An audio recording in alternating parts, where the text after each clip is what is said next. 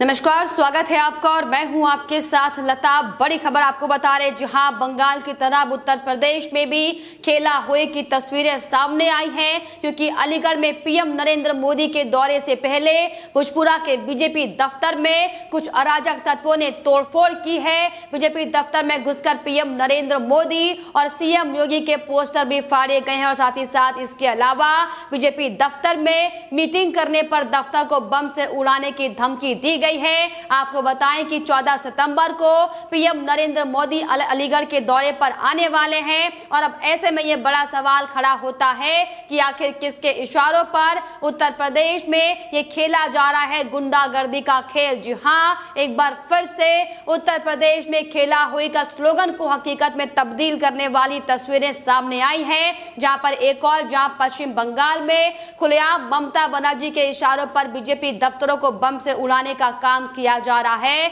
तो वहीं अब उत्तर प्रदेश में भी इसकी बानगी देखने को मिल रही है, जहां कुछ अराजक तत्वों ने अलीगढ़ के भोजपुरा में बने बीजेपी दफ्तर में जमकर उत्पात मचाने का काम किया है। आपको बताएं कि अल्पसंख्यक प्रकोष्ठ के महानगर अध्यक्ष इमरान सैफी के बीजेपी ऑफिस में कुछ अराजक तत्वों ने घुसकर दफ्तर में तोड़फोड़ करने का काम किया है और यही नहीं, उत्पात मचाने के मकसद से बीजेपी दफ्तर में घुसे गुंडों ने कार्यालय में लगी पीएम नरेंद्र मोदी की तस्वीर और सीएम योगी आदित्यनाथ की तस्वीर के पोस्टर को भी फाड़ा है और साथ ही साथ बीजेपी कार्यकर्ताओं से मारपीट करने का काम इस दौरान अराजक गुंडों की ओर से किया गया है। इसके अलावा दफ्तर में मौजूद बीजेपी कार्यकर्ताओं को भी अगली बार मीटिंग न करने को लेकर दफ्तर को बम से उड़ा देने की धमकी तक इन गुंडों की ओर से दी गई है। हालांकि इस पूरे मामले को लेकर जब पुलिस को इसकी जानकारी मिली तो पुलिस ने मीटिंग करने पर धमकी देने वाले आरोपी बाबू सिद्दीकी के खिलाफ मुकदमा दर्ज कर हालांकि उसे धर दबोचा है। लेकिन ऐसे में दरअसल बड़ा सवाल ये खड़ा होता है कि आखिर किसके इशारों पर अब ये गुंडे इस तरीके से अपने हौसले को बुलंद करते दिखाई पड़ रहे हैं कि खुलेआम बंगाल की तर्ज पर ही अब उत्तर प्रदेश में भी भारतीय जनता पार्टी के नेताओं को बम से उड़ाने की धमकियां दी जा रही हैं। जी हां, दरअसल आपको बताते चले कि अब उत्तर प्रदेश में विधानसभा चुनाव नजदीक है और ऐसे में तमाम अन्य राजनीतिक पार्टियां किस तरीके से दूसरी मजबूत पार्टियों को गिराने के लिए उन्हें धमकाने और डराने का भी पूरा प्रयास लगातार करती हैं और लगभग यही माना जा रहा है कि इसी मकसद से लगातार अब विपक्षी पार्टियों की ओर से भी अपने एजेंडों पर काम करने के लिए, अपने एजेंडों को पूरा करने के लिए और चुनावी फतेह के लिए लोगों को धमकाना और डराने का काम हालांकि शुरू कर दिया गया है। लेकिन आपको बताएं कि पुलिस लगातार आरोपी से पूछताछ कर रही है और तय तक जाने की कोशिश पुलिस की ओर से की जा रही है कि आखिर किसके इशारे पर और किसके कहने पर बीजेपी के नेताओं को धमकाने का काम अब अलीगढ़ में किया गया है। क्योंकि आपको बताएं कि अभी हाल ही में पीएम नरेंद्र मोदी के अलीगढ़ में आने का कार्यक्रम है, जिसमें 14 सितंबर को पीएम नरेंद्र मोदी राजा महेंद्र प्रताप के नाम से स्टेट यूनिवर्सिटी की आधारशिला रखने के लिए अलीगढ़ आने वाले हैं, जिसको लेकर लगातार पीएम नरेंद्र मोदी के स्वागत के लिए जोर शोर से बीजेपी कार्यालय में तैयारियां की जा रही थी, जिसका विरोध करने के लिए हालांकि भोजपुरा के रहने वाले बाबू सिद्दीकी और कुछ अपने तमाम अन्य सरगना के साथ बीजेपी कार्यालय में पहुंचा था और बीजेपी के कार्यकर्ताओं से मारपीट इस दौरान हालांकि करने का काम किया है और उन्हें खुलेआम धमकी देने का काम किया है और अगली बार से इस नवनिर्मित कार्यालय में मीटिंग ना करने की धमकी देते हुए मीटिंग करने को लेकर बम से दफ्तर को उड़ाने की धमकी भी देने का काम इन अराजक तत्वों की ओर से किया गया है, जिसको लेकर महानगर अध्यक्ष इमरान सैफी ने भी साफ तौर पर अपना बयान देते हुए ये बताया है। हाल ही में गुरुवार को इस कार्यालय का शुभारंभ किया गया था, जिसके बाद यहाँ पर बैठक करने का कार्यक्रम चल रहा था और जब हम लोग वहां से चले आए तभी इलाके के कुछ दबंग गुंडों ने इस घटना को अंजाम दिया है। हालांकि पुलिस को जानकारी देकर मुकदमा दर्ज करा दिया गया है। लेकिन आपको बताएं कि जिस तरीके से एक के बाद एक अराजक तत्वों को संरक्षण देने का काम विपक्षी पार्टियां करती हैं, जिस तरीके से पश्चिम बंगाल में लगातार हिंसा का तांडव किया जा रहा है और कैसे विपक्ष में बैठी बीजेपी को डराने और धमकाने का काम लगातार टीएमसी के गुंडों की ओर से किया किया जा रहा है, सेम उसी की तर्ज पर अब उत्तर प्रदेश में भी साफ तौर पर इसकी बानगी देखी जा रही है। लेकिन आपको बताएं कि ये उत्तर प्रदेश है जहां योगी सरकार का सख्त कानून चलता है और इसीलिए अब लगातार लोग सोशल मीडिया पर ये कहते हुए दिखाई पड़ रहे हैं कि जो आरोपी लगातार अपने हौसले को बुलंद करते दिखाई पड़ रहे हैं, शायद इन्हें ये पता नहीं कि ये उत्तर प्रदेश है, ना कि ये पश्चिम बंगाल में ममता बनर्जी के तानाशाह से चलने वाला राज्य है। हालांकि इसको लेकर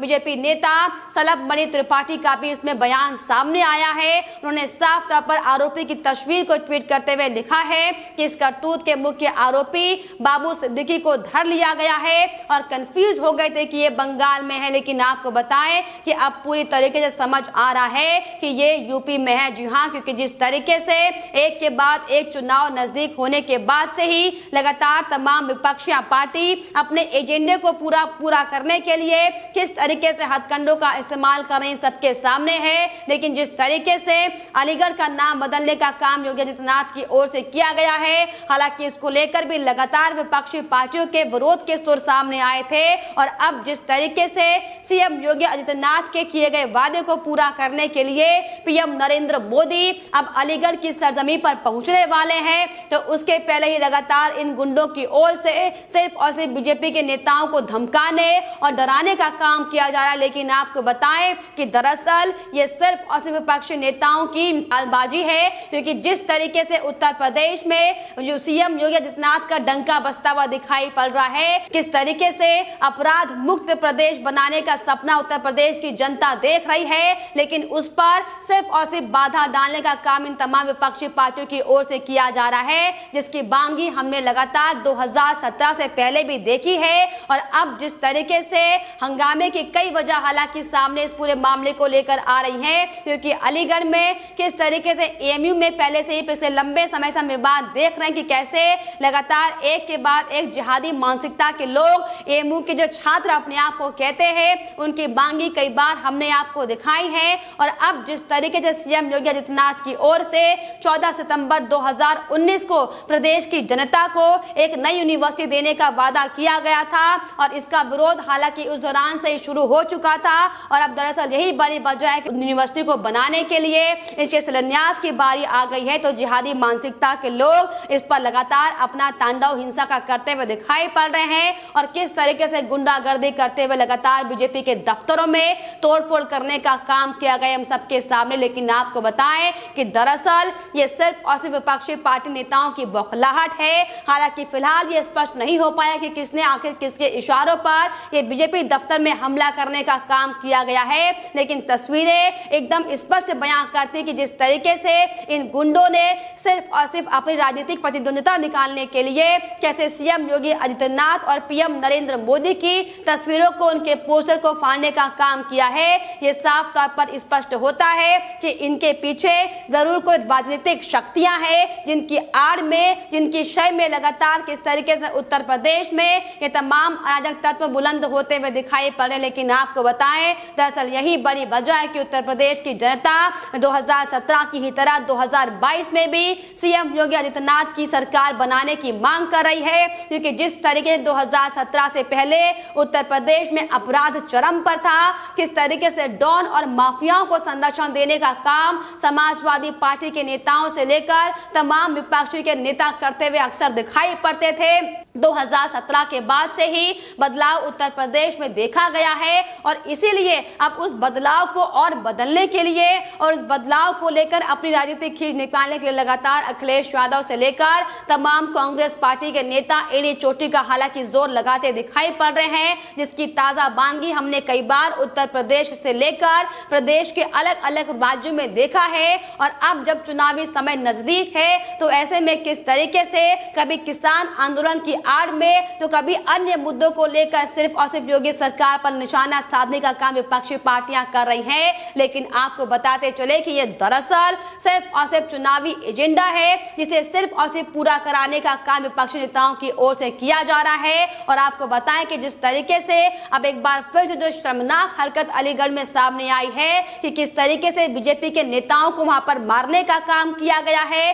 किस तरीके से बीजेपी दफ्तर में वहां पर घुसकर जमकर हंगामा हंगामा करने का काम और उत्पात मचाने का काम इन गुंडों की ओर से किया गया है। लेकिन आपको बताएं कि दरअसल पुलिस पूरे मामले की छानबीन कर रही है। हालांकि इस मामले में जो आरोपी फिलहाल बाबू सिद्दीकी को गिरफ्तार किया गया है, इसे लगातार पुलिस पूछताछ कर रही है और ये जानने की पूरी कोशिश की जा रही है कि आखिर किसके इशारों पर इतनी बड़ी घटना को अंजाम दिया गया है। आखिर कैसे इन गुंडों के मंसूबे इतने बुलंद हो गए कि खुलेआम बीजेपी के दफ्तर में घुसकर बीजेपी कार्यकर्ताओं से मारपीट करने का काम किया गया है, बीजेपी के नेताओं को धमकी देने का काम किया गया और साथ ही साथ आने वाले समय में उस दफ्तर में मीटिंग ना करने को लेकर, अगर मीटिंग बीजेपी के नेता करते हैं तो उन्हें उस दफ्तर को बम से उड़ाने की धमकी भी इन गुंडों की ओर से दी गई है। लेकिन आपको बताएं कि ये सिर्फ और सिर्फ विपक्षी पार्टियों का एजेंडा है जिसे लगातार चलाने का काम ये पार्टियां कर रही हैं। हालांकि जल्द ये तस्वीर और खबर सच्चाई सामने आएगी कि आखिर कौन सी राजनीतिक पार्टी इन गुंडों के कंधों पर बंदूक लगाकर सिर्फ और सिर्फ अपने एजेंडे को पूरा करने का काम कर रही है। लेकिन फिलहाल पुलिस इस पूरे मामले को लेकर छानबीन कर रही है। लेकिन ऐसे में आपकी इस पूरी खबर को लेकर क्या राय है, हमें कमेंट बॉक्स में जरूर लिखिएगा। साथ ही साथ हमारे चैनल को सब्सक्राइब करना भी ना भूलें।